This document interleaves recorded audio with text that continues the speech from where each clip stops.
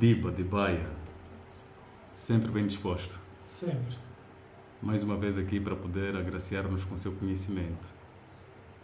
E nós estamos expectantes para que a palmeira possa produzir o dendém, o tsamba, que é o marovo, as folhas que vão servir de sombra e tudo mais. Só, né? Vão criar vassoura. Vassouras. Vamos usar para dar boas-vindas aos líderes. Vamos também usar para mandar informações que temos problema de infelicidade. Vamos também usar no mesmo os problemas de infelicidade de maneira a evitar com que o espírito do falecido ganhe forma física. Por isso é que nós usamos os ramos de palmeira nos óbitos. Muito bom, muito bom. Obrigado mais uma vez por disponibilizar-se a passar-nos este conhecimento. Estamos aqui expectantes a saber o que virá daí. Do que pretende nos falar hoje? Conforme nós, né, já estamos a falar sobre a religião, hoje vamos falar sobre a religião como o maior tráfico de almas de todos os tempos. O Diba acha ou considera a religião o maior meio de tráfico de almas? É isso que quer nos dizer, Diba? Sim. Epá, eu até aqui também fiquei aqui na dúvida, né? Por favor, fala-nos um pouquinho mais. Por que o Diba acha que a religião é o maior tráfico, é o maior meio de tráfico de almas? Primeiro, deixa saudar todos aqueles que nos acompanham, né? Saudações a todos, irmãos e irmãs. Sejam todos bem-vindos ao de Congo, a convocação. Eu sou Diba, o convocador. Quanto à questão da resposta, né? Quanto à questão e a minha resposta, a religião é o maior tráfico de almas. Por quê? Porque a religião, conforme eu já disse, e vou continuar a dizer, é um meio, é um veículo, né, que transporta consigo um código, ok? Um código capaz de mudar a mentalidade de um povo. A religião é um meio que transporta, ou é um veículo que transporta consigo um código capaz de mudar a mentalidade de um povo. Agora vamos dar ideia, vamos ainda aqui numa ideia muito simples. Os filhos sentaram e estão a cozinhar batata, né? Estão a fazer batata, mas depois aparece o filho do vizinho e diz para a mãe dele se ausenta e aparece o filho do vizinho e diz para eles que não, isso que vocês estão a cozinhar não é batata, são pedras.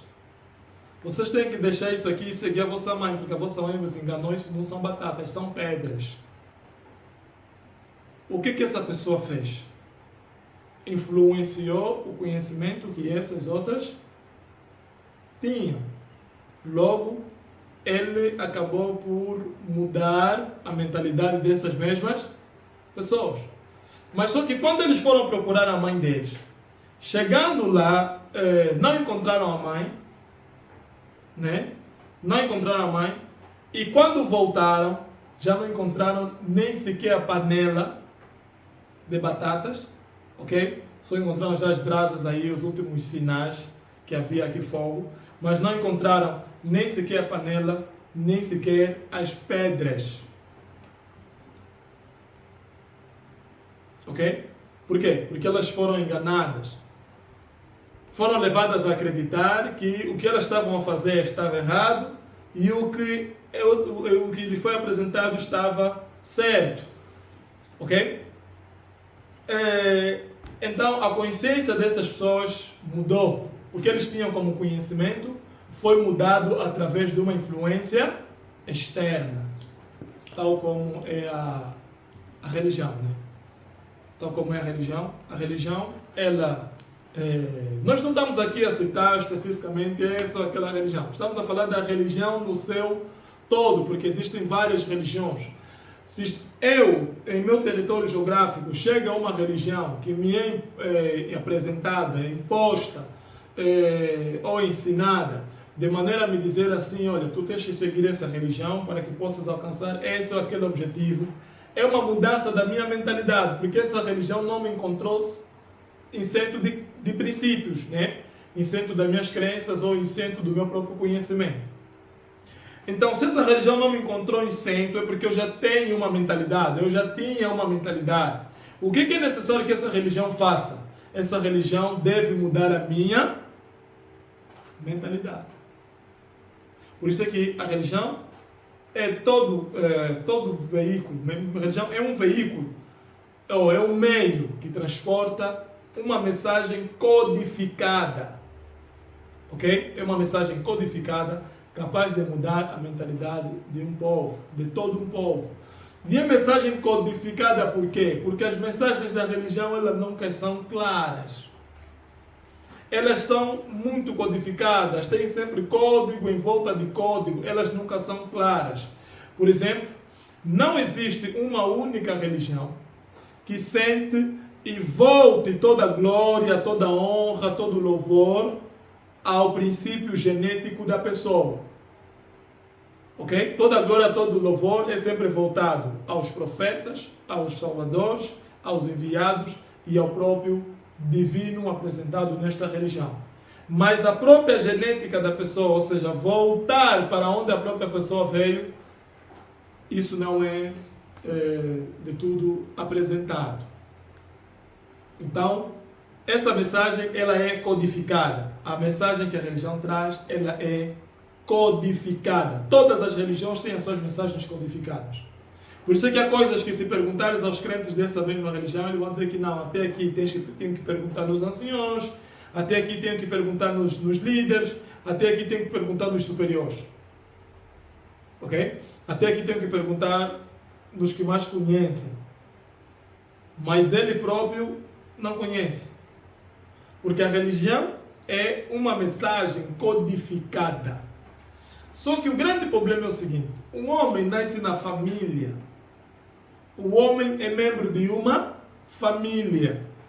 Nós nascemos de um pai e de uma mãe, juntamente com nossos irmãos, que temos os nossos princípios, não apenas os princípios físicos, porque quando estamos a falar sobre família ou princípios familiares, não estamos a falar de princípios espirituais, estamos a falar de princípios familiares.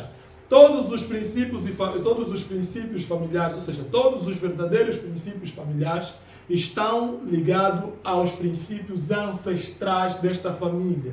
Ou seja, o pai, talvez, através de um sonho, através do ancestral, recebeu uma orientação e aquilo foi passando de geração em geração. Tornou-se um princípio familiar, mas influenciado através de um princípio ancestral. Porque na família existem dois lados, né? Existem os anciões e existem os ancestrais.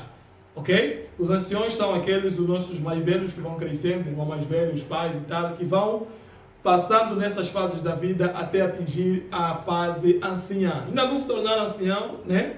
Mas todo mais velho é um ancião para o mais novo, certo? Todo mais velho de uma família é um ancião para o mais novo. Esses são os anciões, por isso que eles estão vivos, no plano dos vivos, e os ancestrais são os anciões que já foram no plano astral. Ok?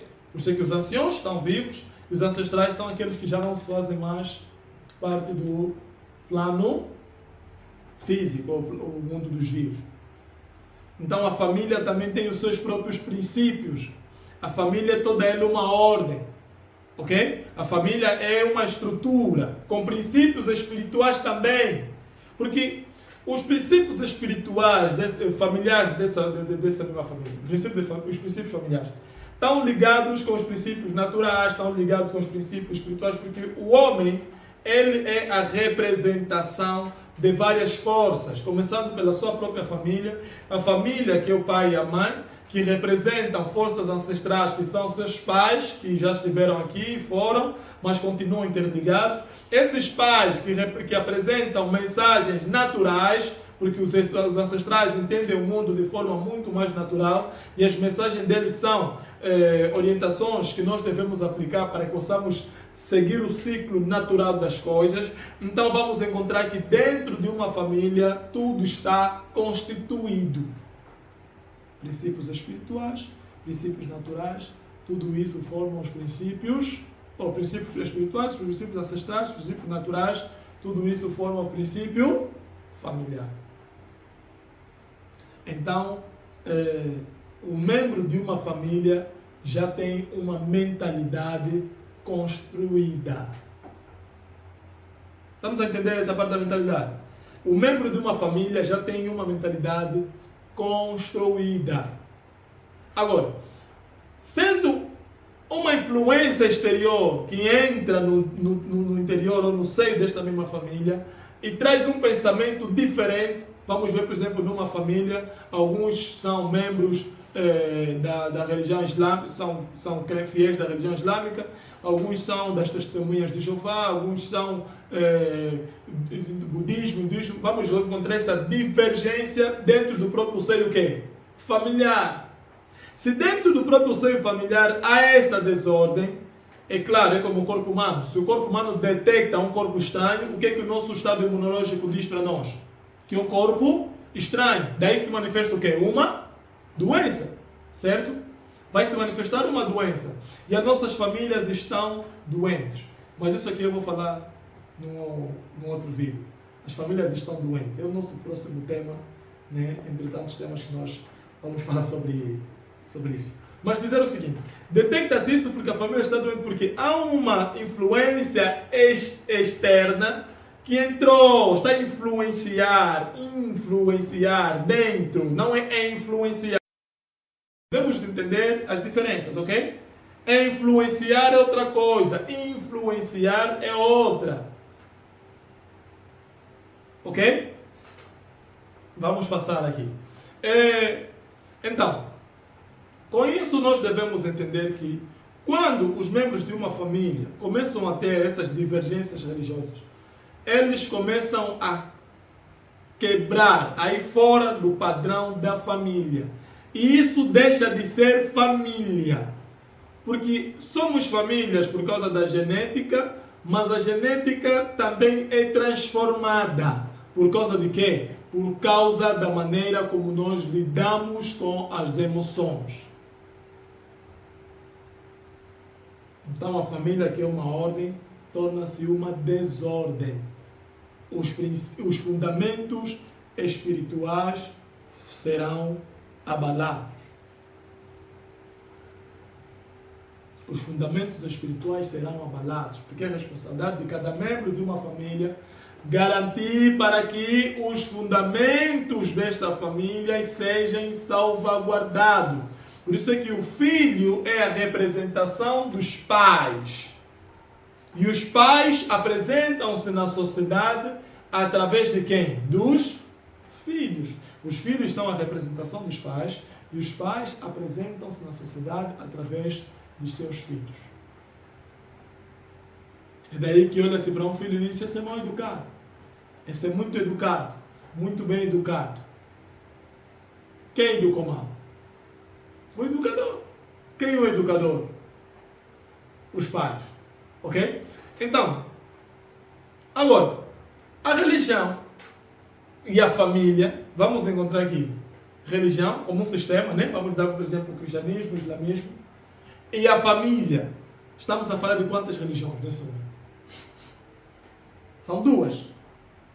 Porque com o que nós explicamos aqui, vamos entender que a família é uma religião. Porque se religião, vamos ainda voltar aqui no conceito de religar, ok? Se religião consiste em religar, religar quem? É mais simples dizer na mensagem codificada, já dissemos que a religião gosta de mensagens codificadas, né? Para que vocês não entendam. É mais simples dizer, estamos a religar o homem com Deus, ou religar o homem com o divino. Mas só que o homem, desde os primórdios, sempre teve a necessidade de religar-se com a fonte de onde ele veio. E qual é a fonte do homem? Quem nasce o filho?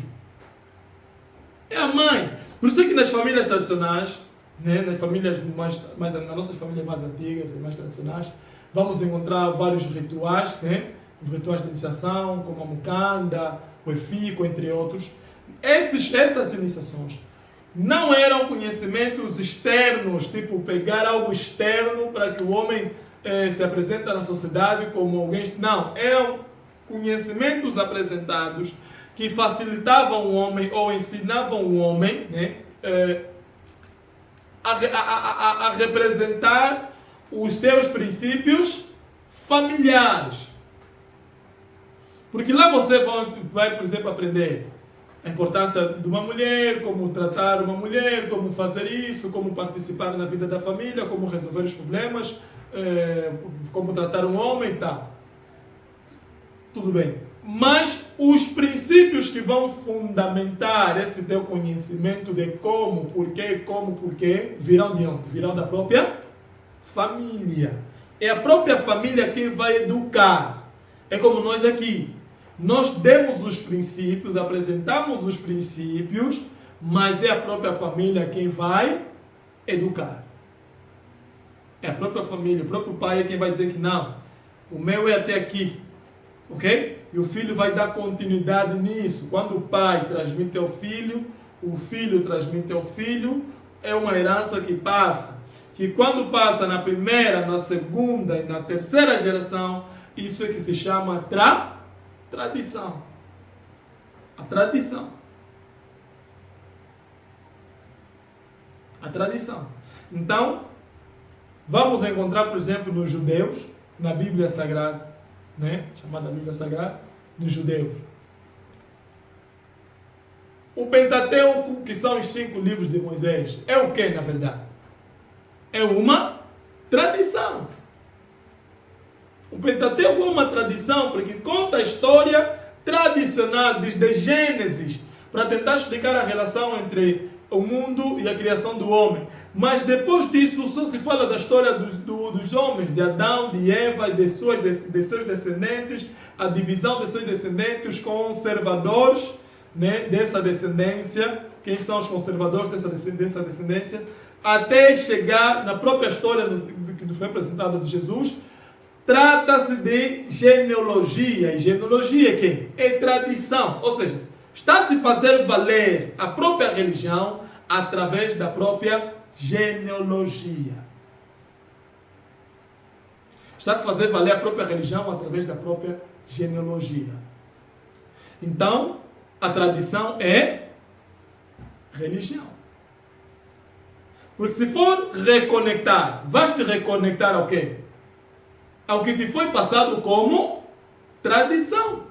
A não ser que o homem se desconecte da família e procure se reconectar a alguma fonte que ele próprio nem tem certeza se alguma vez esteve conectado a isso. Porque esse é o grande problema da religião. As pessoas querem reconectar-se a uma fonte que eles não têm certeza se alguma vez estiveram reconectados e não têm provas dessa reconexão. Mas o que eles podem ver, que é o seu pai, sua mãe, seus irmãos, seus tios, essa ligação genética, eles não sabem que eles precisam reconectar-se a essa fonte. Por isso é que o próprio Jesus apresenta uma genealogia em sua história, para poder fazer valer a sua religião. Porque a religião mais importante para o homem é a religião do sangue. A religião mais importante para o homem é a religião do sangue. Essa é a base do que chamamos de culto ancestral. Não é os rituais, essa coisa, não. Vamos falar disso também lá mais em frente. Culto ancestral não é os rituais, não é pegar esse inquice, aquele inquice e chamar isso de culto ancestral, não. É muito mais do que isso. É viver, é existir, é agir. Por causa de quê? Da genética. Então, a família é uma religião. A família liga quê? Almas, certo? Estamos a falar de quê? A religião como o maior tráfico de almas. Precisamos entender o porquê que nós estamos a tratar a religião como o maior tráfico de almas. Almas. A família liga almas. Esse sangue aqui, o sangue, esse sangue que nós temos, esse é o líquido vermelho que nós temos, é o que na verdade? Não é a representação da alma, Porque a alma é onipresente, certo? É omnipresente, é o que faz a interligação que está em tudo que existe em nós. E numa família, o que manifesta a omnipresença? Não é a ligação do pai e da mãe? Quando se juntam, o que eles conectam neles? O sangue. Esse dá suas informações e forma uma única genética. Essa genética é que vai manifestar a omnipresença dos pais. Por isso é que falamos meu filho, ou nosso filho. Ou seja, nossa criação. Tu és a representação, a manifestação da nossa omnipresença. Mas o que é omnipresente no homem? É o sangue, com certeza. O que é omnipresente no homem é o sangue. E esse sangue manifesta-se, ou é a manifestação da própria alma.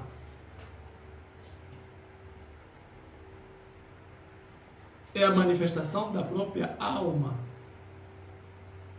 Nós vamos explicar o que é alma, corpo e espírito, ok? Para que possamos entender bem, vamos explicar o que é alma, corpo e espírito. Mas, assim como a alma é omnipresente, o sangue é omnipresente. Então, forma o conceito da família, e a família é a primeira religião do homem. E a família, sendo a primeira religião do homem e a única religião do homem, ela trabalha para a conservação, ou seja, a continuidade da mesma. Ok? Por isso é que os ancestrais trabalham em prol do avanço da própria família. Às vezes nós ficamos assim, as pessoas buscam proteção, ou bênção, ou prosperidade, ou alguma coisa fora dos seus próprios ancestrais, né?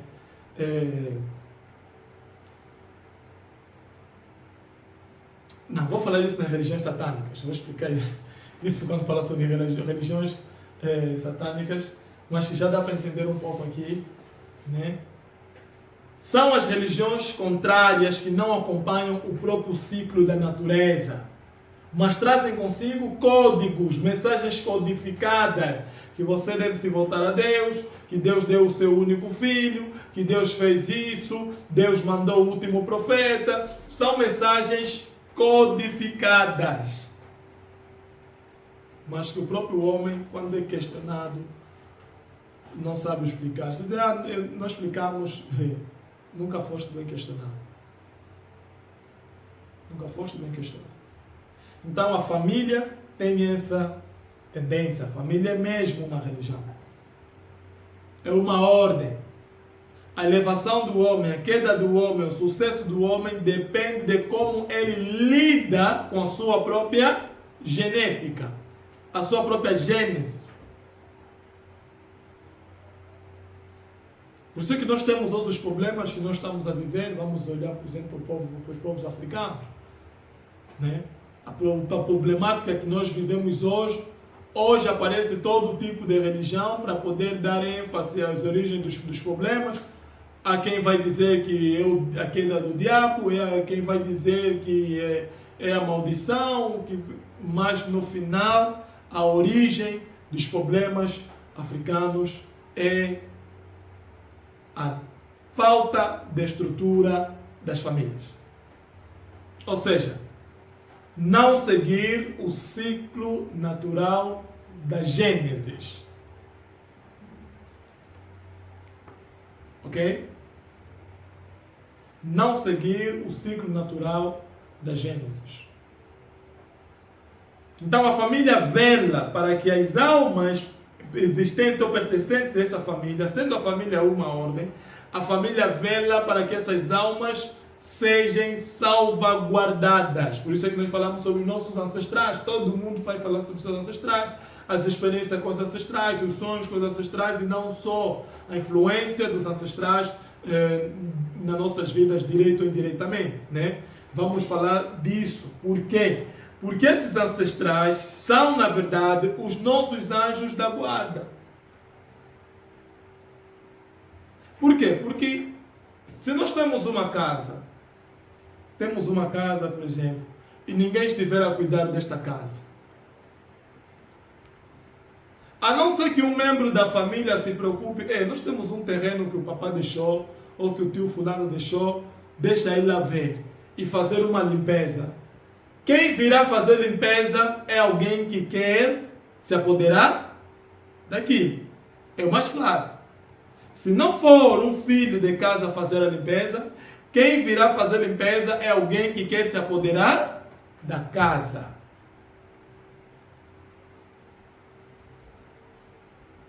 Ok? Se não for um filho de casa a fazer essa limpeza, quem fará a limpeza será alguém que vai se apoderar da casa. Eu penso que poucas palavras são suficientes para entendermos o que nós queremos dizer. Basta olharmos para isso. A família conserva, vela por isso.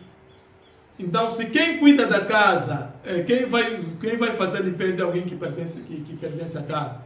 Quando os outros não estão a ter consciência de que devem velar pela casa, quem vai velar? O que estiver consciente. Certo? O que tiver consciência vai velar por isso. E quem tem mais consciência, a não ser aqueles que já partiram para o outro lado. Porque aqueles que já partiram para o outro lado viram aqui o que estiveram aqui no terrestre e passaram para o outro lado. Passaram pela linha intermediária. Então compreenderam melhor as coisas. É como na vida assim, o real, na vida física, conforme nós estamos. Os homens que compreendem as coisas de forma mística, que têm uma visão mais invisível da natureza,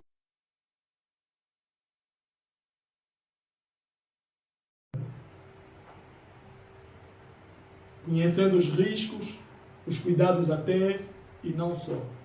Desde a alimentação, tudo. Então, do mesmo jeito com os ancestrais. Esses ancestrais vão velar para que os princípios familiares sejam salvaguardados. Para que essa gênese continue. Quando os pais nascem seus filhos e ensinam seus filhos os princípios a seguir, é para que esses filhos deem continuidade àquilo que é a gênese da família. Os pais estão a dar aos seus filhos a capacidade de dar continuidade ao legado que eles começaram, começaram porque também herdaram, então o filho vai dar continuidade. Mas isso não para por aqui. Isso para isso continua até mesmo nos ancestrais. Então, os ancestrais velam, ou seja, a família é a primeira a velar pelo bem-estar das almas pertencentes a essa família. Agora, falamos muito, mas penso que dá para entender. Dá para entender, mas não na totalidade. Oh!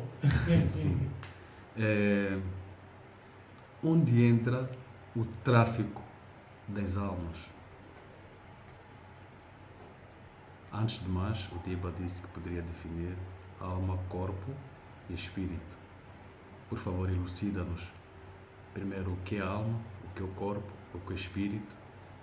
Em seguida, precisamos saber efetivamente como funciona este tráfico das almas. Ok. Vou dar um exemplo muito simples para definir corpo, alma e espírito. Vou exemplificar, ok? Para que as pessoas possam entender. O pai e a mãe são a alma, o filho é o espírito. E o que o filho faz, né? Seja a família, seja os filhos que ele vai construir, é o corpo dele. Deu para pegar? Ok. O pai e a mãe são a alma. Por quê? Porque a alma é o nível central de vibração universal. Ou seja, vamos dizer aqui, Deus, né? Conforme criou todas as coisas, tudo que existe está interligado no mesmo princípio, ou seja, está interligado na mesma alma. Por isso é que tudo que existe respira.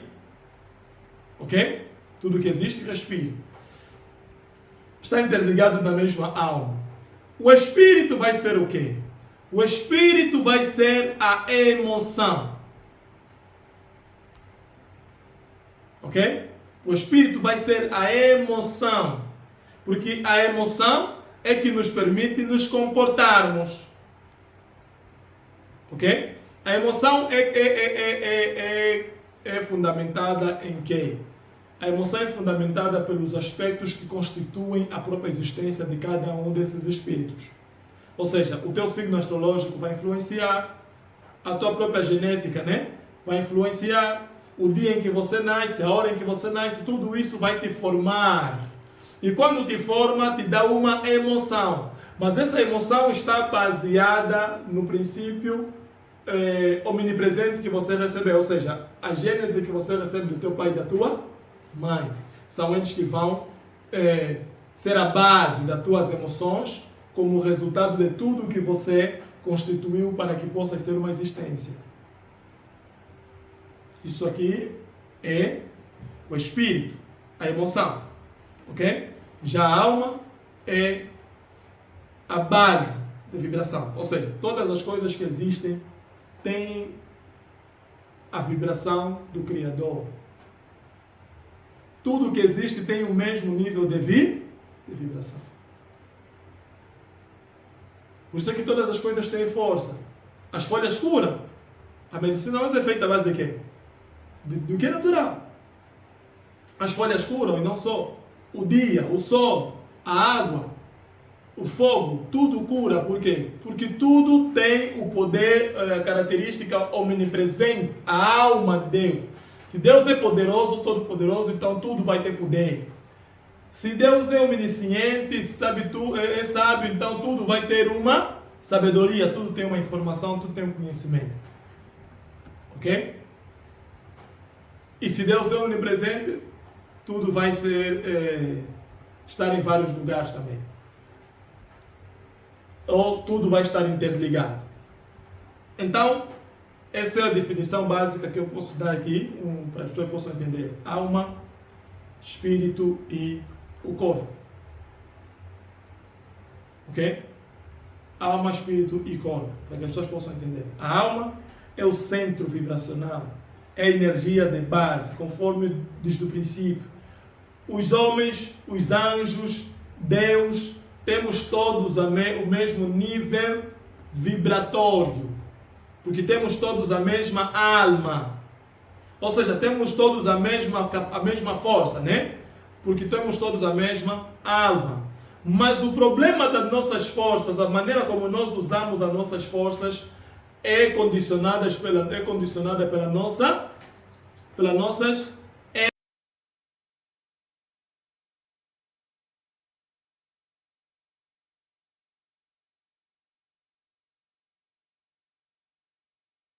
Ou seja, cada espírito tem a sua própria forma, a sua própria identidade, e essa forma ou identidade dele é que determina como ele faz uso dessa vibração que tanto ele, os anjos, tudo que existe tem, porque é a vibração de Deus omnipresente.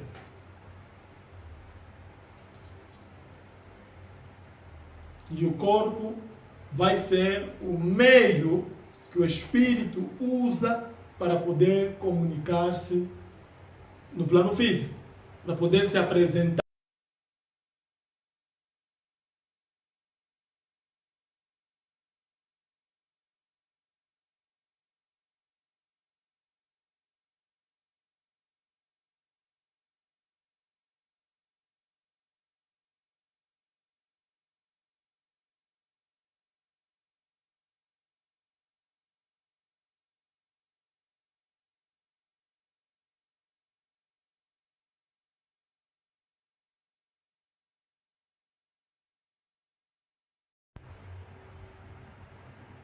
Mas quanto à vibração da alma, todos nós temos a mesma vibração. Mas quanto às emoções, somos diferentes. Por sermos diferentes quanto às emoções, também somos diferentes quanto aos corpos. Porque quem tem emoções negativas desenvolve um corpo doente. Quem tem emoções positivas desenvolve um corpo saudável. Muito simples a explicar. É como alunos na sala de aula, né? Quem for o mais inteligente, se podemos assim dizer, vamos perceber isso pela prática, nas provas e não só. Ok? Isso vai ser como o corpo dele, a inteligência dele, a emoção dele. Mas todos os alunos estão a receber a mesma aula do mesmo professor. Isso é a alma. Penso que foi simples, né? Para se entender. Sim, percebeu-se. Agora, quanto a outra questão, onde entra o tráfico de almas nisso?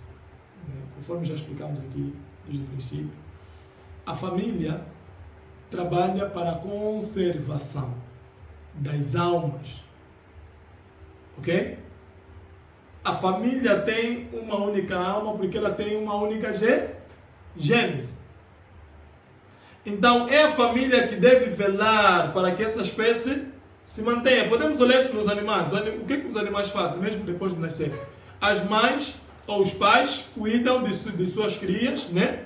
Para que essa família possa manter a espécie. Então, isso a família faz tanto no campo visível como no campo invisível, no campo físico como espiritual. Agora, onde entra o tráfico de almas nisso? É aquilo que dissemos. A família sendo uma religião, também é um veículo que transporta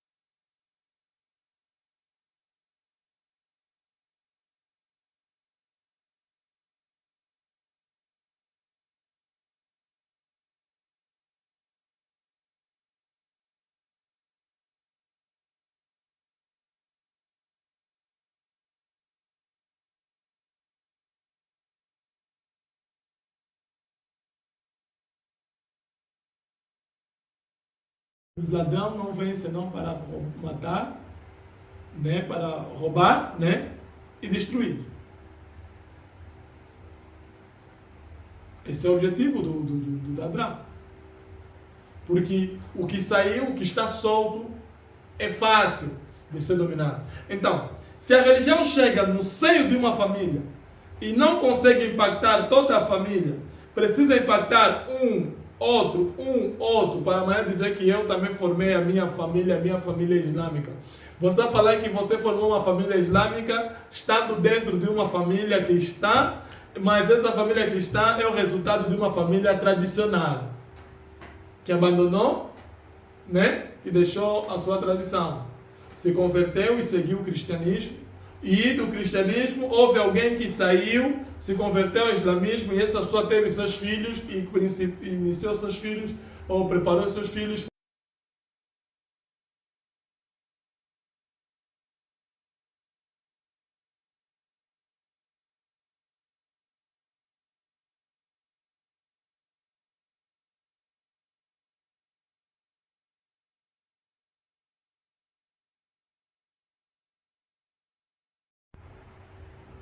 Qual vai ser o objetivo?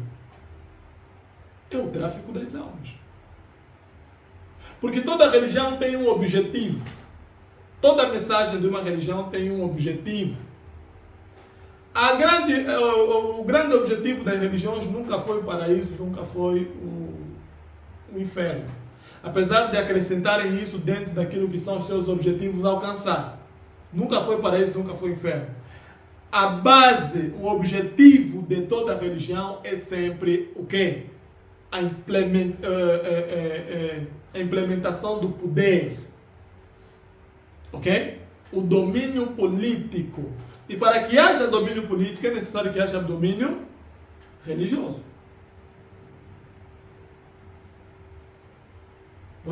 Onde entra o inferno e o céu? Inferno e céu são criações. Diba está a dizer-nos que não existe o inferno. Não, mas não o existe céu. inferno, não existe céu. Porque ninguém voltou e falou que onde ele saiu viu o inferno. Antigamente apareciam pessoas dando testemunho que estiveram no inferno, estão deles hoje. Mas existem pessoas que podemos ver por ali em alguns mídias sociais a testemunharem terem tido uma experiência pós-morte E foram para o inferno. e contam as experiências de onde estiveram e do que aconteceu lá do outro lado. Por que um budista nunca diz que quando ele morreu foi para o inferno? É sempre um cristão ou alguém que cresceu, não sei, o cristão, o muçulmano. Ou seja, a experiência vai depender do tipo de influência religiosa que você teve. Por se perguntares a um hindu que foi e depois voltou, não viu o inferno. Se perguntares a um budista, né, que teve uma experiência com desencarne, vai dizer que não viu o inferno. Pode dizer que eu fui nas dimensões X, vi X, mas não vi o inferno. Já percebemos que cada uma religião apresenta a sua realidade de acordo à vida após morte. Já percebemos isso? Cada uma das religiões apresenta a sua realidade de acordo à vida após morte. Se perguntar aos nossos irmãos índios, os índios, né, da Índia mesmo, por exemplo, que praticam hinduísmo, eles não vão te dizer que quando a experiência que eu tive de transe ou de vida de desencarne, eu fui ao inferno, eu fui ao paraíso, eu vi Jesus, eu vi Mohammed ou alguém. Não. Ou seja, as experiências de céu, de inferno ou paraíso depende do tipo de influência que você tem como religião.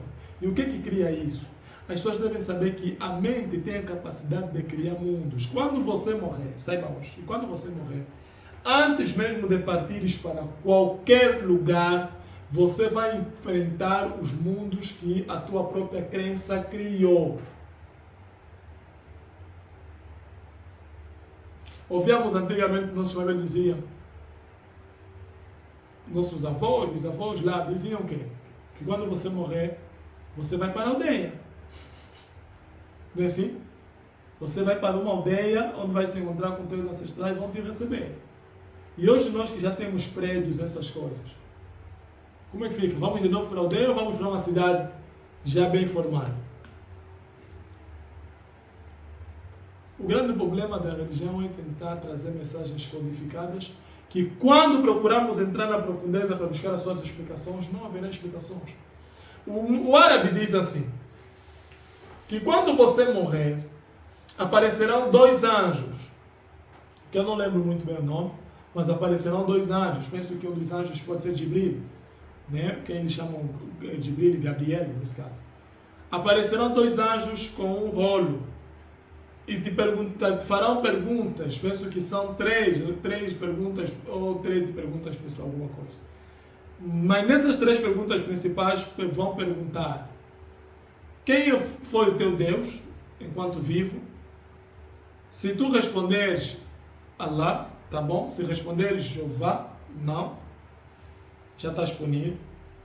Quem foi? Qual foi a tua religião? Ok? Qual foi a tua religião, o teu livro sagrado nesse caso? E por último, quem foi o teu profeta? Se dizeres Jesus, vais para o inferno. É assim que os árabes dizem. Se dizeres Jesus, vais para o inferno. Tens que dizer que é o último profeta, o profeta Muhammad. Mas se perguntar aos cristãos, vão dizer que a experiência que eles tiveram lá, perguntaram se eles criam em Jesus ou não. Será que nunca tivemos muçulmanos que podiam testemunhar a experiência com a morte?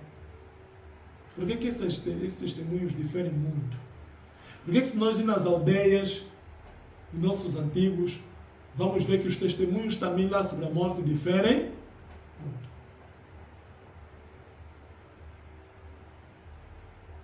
São perguntas que nós... Diba, sobre morrer e voltar ao pó porque de onde viemos. A Bíblia afirma isso. E Apocalipse diz que Ao soar das trombetas, os mortos poderão ressurgir. O Diba está a dizer que não existe céu nem inferno. Mas a Bíblia diz que os mortos poderão ressurgir. Os que forem salvos irão para o céu. Aos que não, poderão ir ao inferno. Diba está a dizer que estas passagens bíblicas foram inventadas e que não existe nenhum céu onde o povo escolhido viverá e não existe nenhum inferno onde outro povo poderá ser jogado. A mensagem do cristianismo só está assim nos nossos corações ou nas nossas mentes por causa da influência que nós sofremos. É por causa da influência que nós sofremos que a mensagem do cristianismo está assim em nós ou nas nossas mentes. Mas se perguntarmos às outras religiões, eles dirão coisas totalmente diferentes. Pergunte a um hindu, ok? Ou a um budista sobre esses pontos. Ele dirá coisa totalmente diferente. E se perguntares a um cristão por que esse budista disse algo totalmente diferente, o que ele vai dizer? Porque ele vai no inferno.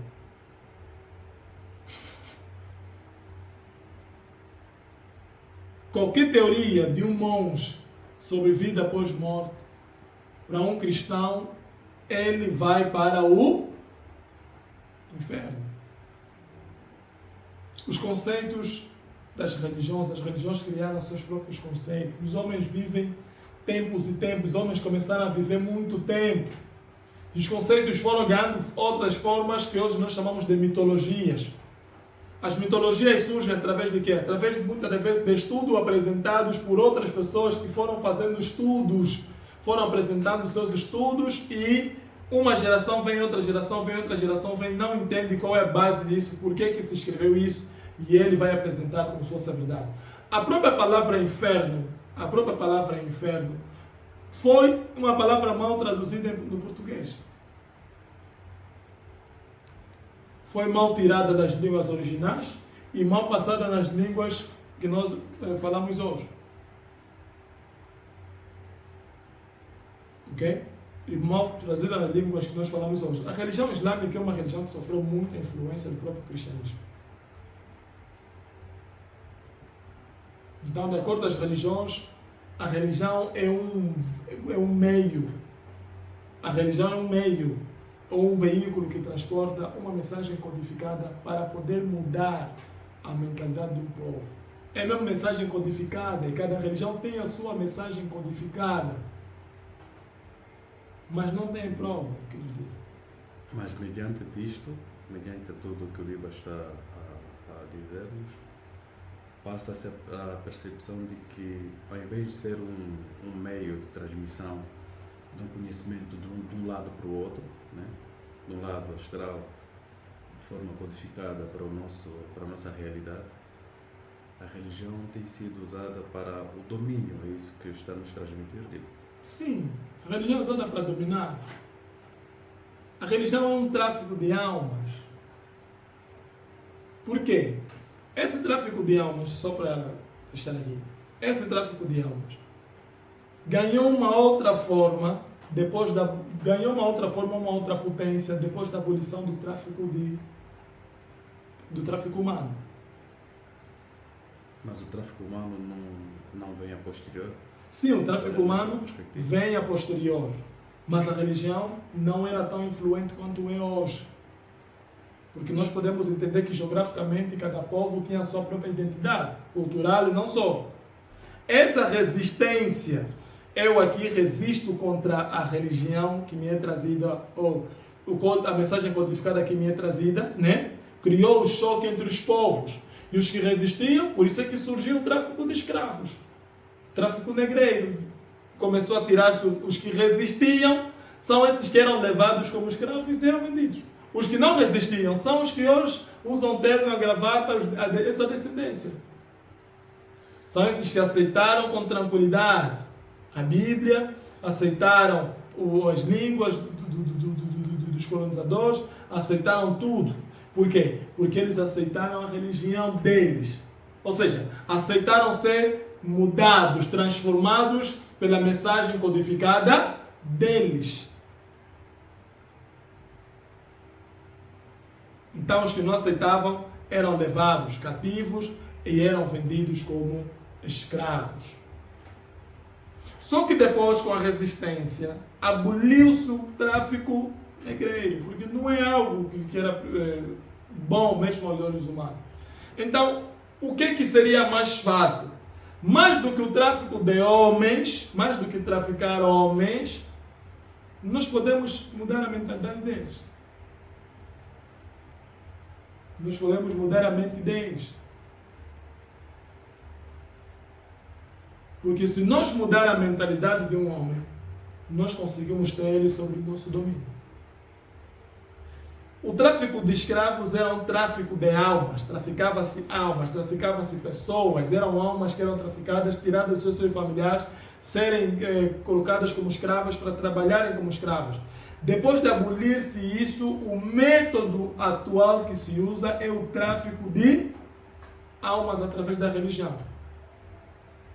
A religião trouxe um sistema, é simples de pegar, porque você já leu toda essa Bíblia, já tem todo esse princípio de fé, já passou na catequese e tal.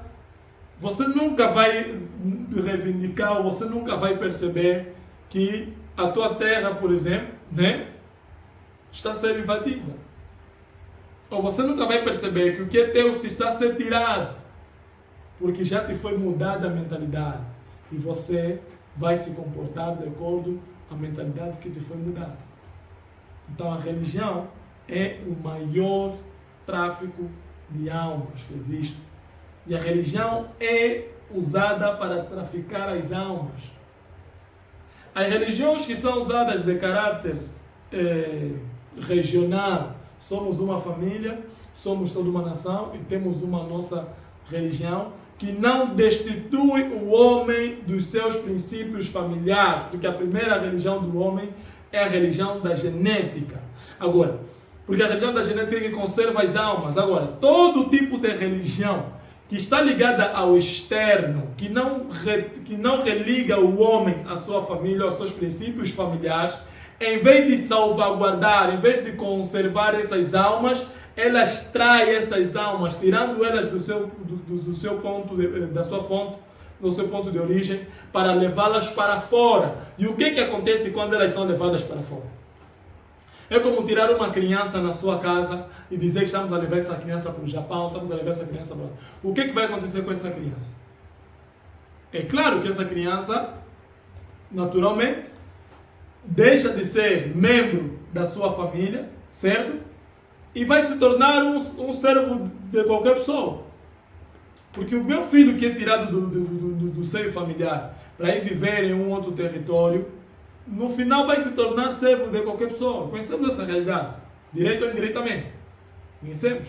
Vai se tornar servo de qualquer pessoa. Então é como a religião que tira um membro de uma família para poder formá-lo ou torná-lo bispo ou evangelista, seja o que for.